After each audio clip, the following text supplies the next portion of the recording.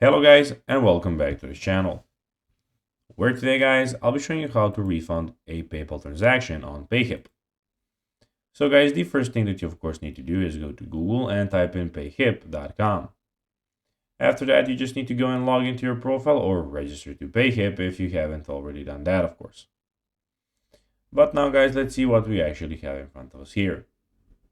So as you can see on the top side of the screen, we have the dashboard, products, we have the store, analytics, marketing and customers.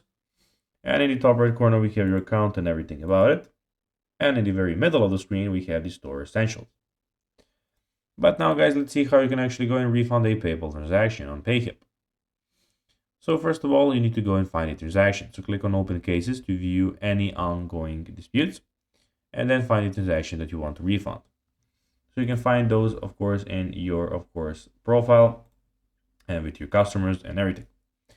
Then go, when you did that, go of course here you have all your orders and everything, and then go and click on the case ID, click issue refund, enter the full or partial refund amount, optionally add a note to explain the refund, click issue refund to complete the process.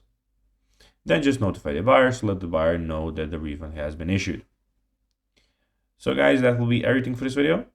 I hope that you found this video informative and entertaining guys. If you did, don't forget to like this video, share it, subscribe to the channel, and put the notifications on, as guys, this really helps us grow our channel. So if you have a few seconds, it will be pretty cool if you could do this for us. So guys, that will be everything for this video. I hope you enjoyed it, and guys, as always, I'll be seeing you in the next video on this YouTube channel. Until then, as always, until next time, bye guys.